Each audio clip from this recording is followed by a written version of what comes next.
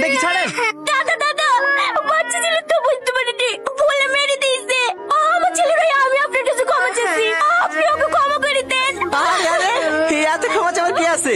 বাচ্চা ছেলে এই বয়সে খেলবে না তো কখন খেলবে? আমি তোমাকে গুলটি মারা শিখাছি।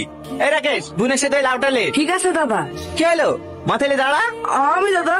হ্যাঁ, এই দেখো এইভাবে ধরো, একদম নিশানায় চোখ রাখো। কি ব্যাপার রে, দাদার কি মাথায় কোনো প্রবলেম হয়েছে?